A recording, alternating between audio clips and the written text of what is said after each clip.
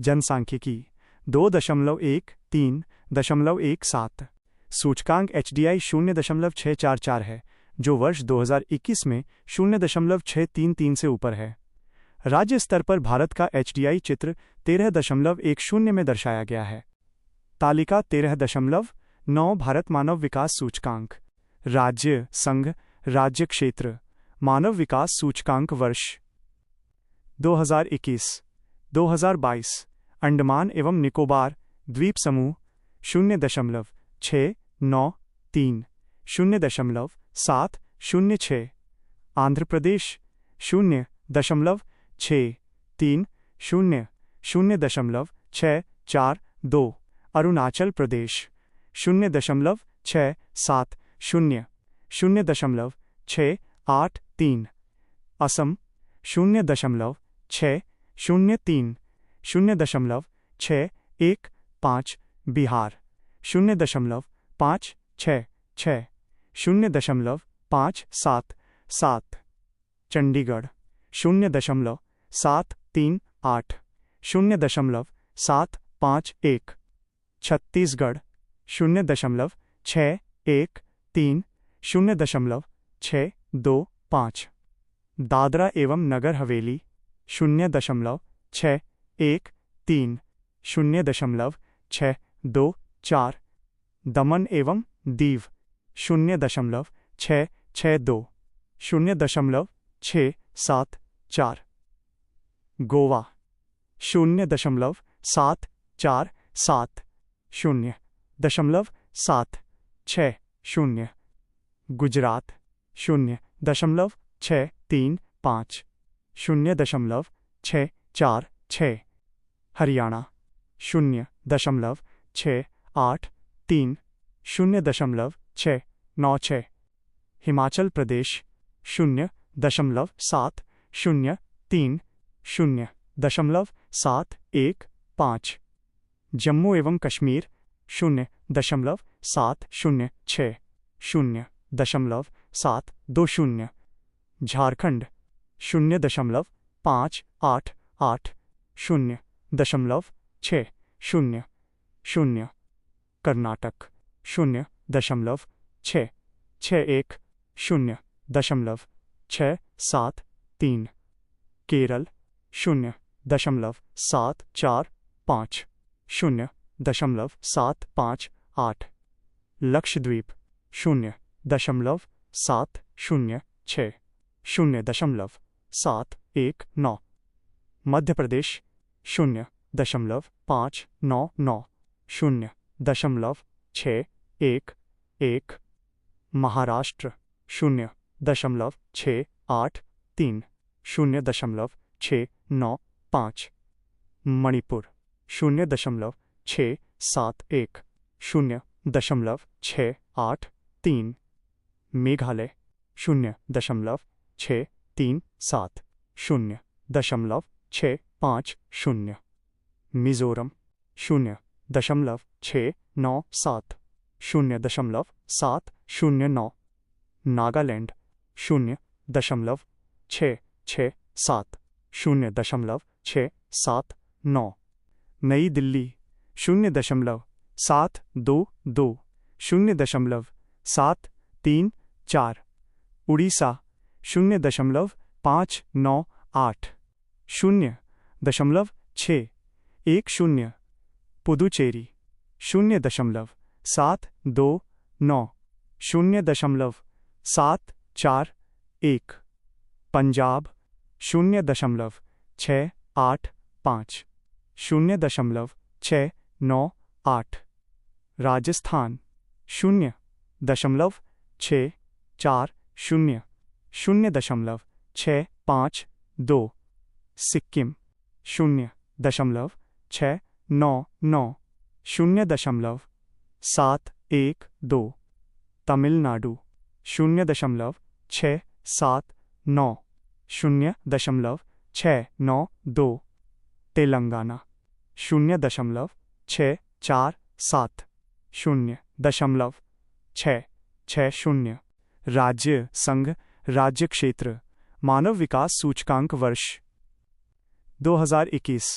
2022 त्रिपुरा 0.612 0.624 उत्तर प्रदेश 0.598 0.609 उत्तरांचल 0.669 0.681 पश्चिम बंगाल 0.623 0.635 कुल 0.633 0.644 स्रोत global data lab मानव विकास सूचकांक 5.0 त्वरित पुनरावलोकन क्विक रिवीजन मानव विकास सूचकांक की गणना के लिए विचारित कारक जीवन प्रत्याशा शिक्षा प्रति व्यक्ति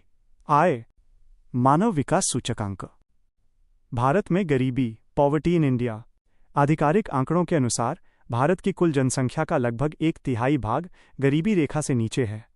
विभिन्न राज्यों में गरीबी के आंकड़ों को चित्र 13.11 में दर्शाया गया है। इस आंकड़े से यह देखा जा सकता है कि बिहार में बहुआयामी गरीबी का प्रतिशत सबसे अधिक 33.76% है। उसके बाद झारखंड 28.81% तथा मेघालय 27.79% का स्थान है। केरल राज्य 0.55% में बहुआयामी गरीबी सबसे कम है। उसके बाद गोवा 0.84% तथा तमिलनाडु 2.2% का स्थान है। बहुआयामी गरीबी मल्टी डिमेंशनल पॉवर्टी बहुआयामी गरीबी का एक ऐसा माप है जो सिर्फ आय से परे है। ये व्यक्तियों के समक्ष अपने दैनिक जीवन में आने वाले कई अभावों को दर्शाता है।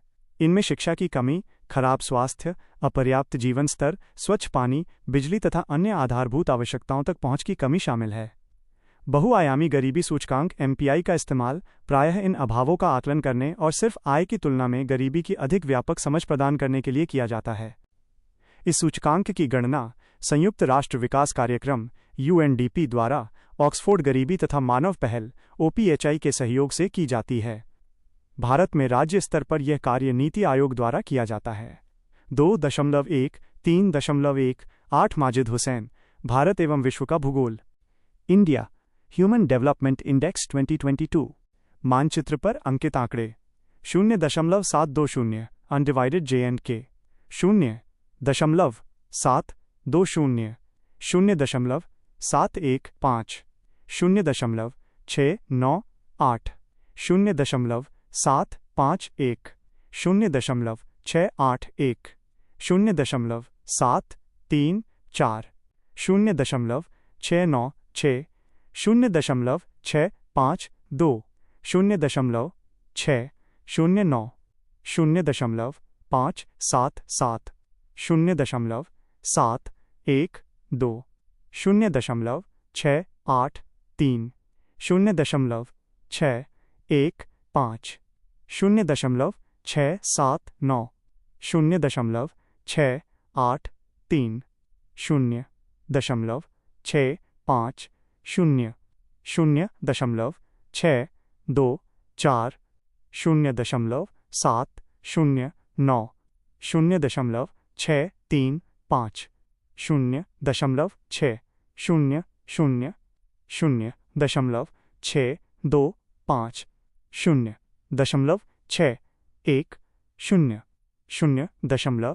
0.611 0.646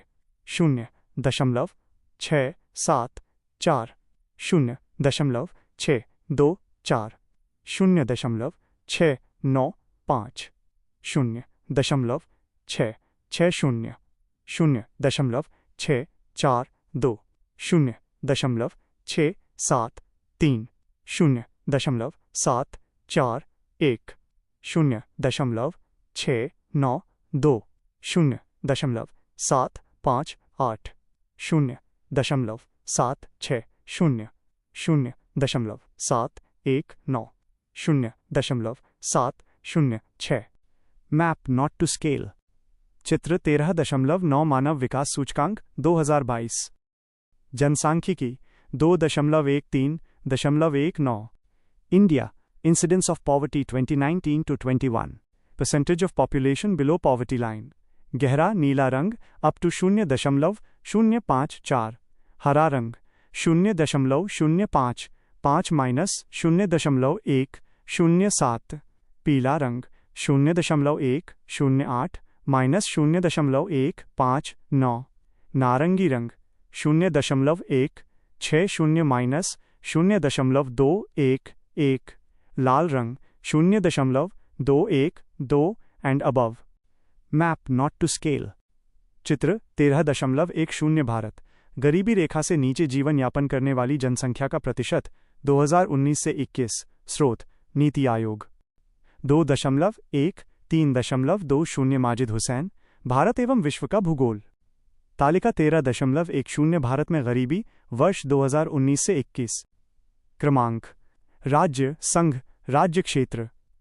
गरीबी रेखा से नीचे जीवन यापन करने वाले लोगों का प्रतिशत 1 बिहार 33.76%, 2 झारखंड 28.81%, 3 मेघालय 27.79%, 4 उत्तर प्रदेश 22.93%, 5 मध्य प्रदेश 20.63%, 6 असम 19.35%, 7 छत्तीसगढ़ 16.37%, 8 ओडिशा 15.68%, 9 नागालैंड 15.43%, 10 राजस्थान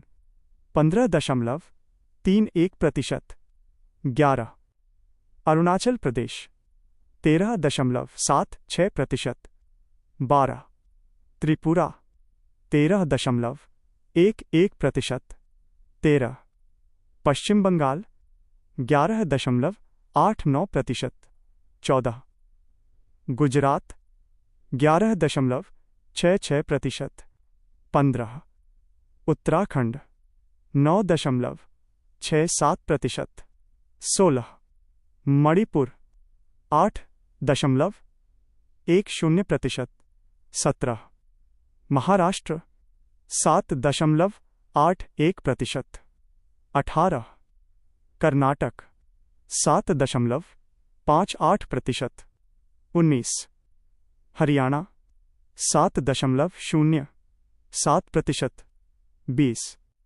आंध्र प्रदेश 6.06%, 21 तेलंगाना 5.88%, 22 मिजोरम 5.30%, 23 हिमाचल प्रदेश 4.93%, 24 पंजाब 4.75%, 25 सिक्किम 2.60%, 26 तमिलनाडु 2.20%, 27 गोवा 0.84%, 28 केरल 0.55%, 29 दादरा एवं नगर हवेली और दमन एवं दीव 9.21%, 30 जम्मू एवं कश्मीर 4.80%। क्रमांक राज्य संघ राज्य क्षेत्र। गरीबी रेखा से नीचे जीवन यापन करने वाले लोगों का प्रतिशत 31। लद्दाख 3.53%, 32 चंडीगढ़ 3.52%, 33 दिल्ली 3.43%, 34 अंडमान एवं निकोबार द्वीप समूह 2.30%, 35 लक्षद्वीप 1.11%, 36 पुदुचेरी 0.85%। 2019 में संघ राज्य क्षेत्र घोषित। भारत की राष्ट्रीय जनसंख्या नीति 2000, the national population policy of India 2000। भारतीय जनसंख्या की तीव्र वृद्धि ने अनेक सामाजिक, आर्थिक एवं पारिस्थितिक समस्याएं पैदा की हैं। जनसंख्या वृद्धि को कम करने के लिए भारत सरकार ने वर्ष 2000 में जनसंख्या नीति तैयार की थी। जनसंख्या नीति के मुख्य बिंदु नीचे दिए गए हैं। 1. आधारभूत प्रजनन तथा बाल देखभाल सेवाओं, आपूर्ति और आधारभूत संरचनाओं की अपूर्ण आवश्यकताओं को पूरा करना। 2. 14 वर्ष की आयु तक स्कूली शिक्षा अनिवार्य करना तथा माध्यमिक विद्यालय स्तर पर लड़के एवं लड़कियों दोनों के लिए स्कूल छोड़ने वालों की संख्या को 20% से कम करना। 3. शिशु मृत्यु दर को प्रति 1000 जनसंख्या पर 30 से कम करना। 4. मातृ मृत्यु दर को प्रति 100,000 जीवित जन्मों पर 100 से कम करना। 5. बच्चों को सभी टीका निवारणीय रोगों से बचाने के लिए सार्वभौमिक टीकाकरण प्राप्त करना। 6. लड़कियों का विवाह देरी से किए जाने को बढ़ावा देना। ये विवाह 18 वर्ष से पहले नहीं किया जाना चाहिए तथा अधिमानतः 20 वर्ष की आयु के बाद ही विवाह करना चाहिए। 7. कुल प्रसवों का 80% संस्थागत एवं 100% प्रसव प्रशिक्षित व्यक्तियों द्वारा किया जाना। 8. सूचना, परामर्श एवं प्रजनन विनियमन सेवाओं तक सार्वभौमिक पहुंच प्राप्त करना। 9. जन्म, मृत्यु, विवाह तथा गर्भधारण का 100% पंजीकरण प्राप्त करना। जनसांख्यिकी 2.1, 3.21। 10. एड्स के प्रसार को रोकना तथा प्रजनन पथ के संक्रमण एवं यौन संचारित रोगों के प्रबंधन के बीच बेहतर एकीकरण को बढ़ावा देना। 11. रोकथाम, योग्य रोगों की रोकथाम एवं नियंत्रण करना। 12. प्रजनन एवं बाल स्वास्थ्य सेवाओं के प्रावधान में भारतीय चिकित्सा पद्धति ISM को एकीकृत करना तथा सभी घरों तक पहुंचाना। 13. कुल प्रजनन दर के प्रतिस्थापन स्तर को प्राप्त करने के लिए छोटे परिवार के मानदंड को जोरदार तरीके से बढ़ावा देना। 14. सामाजिक क्षेत्र के कार्यक्रमों के कार्यान्वयन में अभिसरण लाना ताकि परिवार कल्याण एक जन केंद्रित कार्यक्रम बन सके। रणनीतियाँ, स्ट्रैटेजीज। उपर्युक्त राष्ट्रीय सामाजिक जनसांख्यिकीय लक्ष्यों को प्राप्त करने के लिए इस नीतिगत दस्तावेज में निम्नलिखित रणनीतियों की रूपरेखा तैयार की गई है। 1. विकेंद्रीकृत योजना एवं कार्यक्रम कार्यान्वयन। 2. ग्राम स्तर पर सेवा वितरण का अभिसरण। 3. बेहतर स्वास्थ्य तथा पोषण के लिए महिलाओं को सशक्त बनाना। 4. बाल देखभाल सेवाएं। 5. परिवार कल्याण सेवाओं की तत्काल आवश्यकताओं को पूरा करना। 6. शहरी झुग्गी झोपड़ियों में रहने वालों, आदिवासी समुदायों, पहाड़ी क्षेत्र की जनसंख्या तथा विस्थापित एवं प्रवासी जनसंख्या के लिए परिचालन रणनीतियाँ। नियोजित पितृत्व में पुरुषों की भागीदारी बढ़ाना।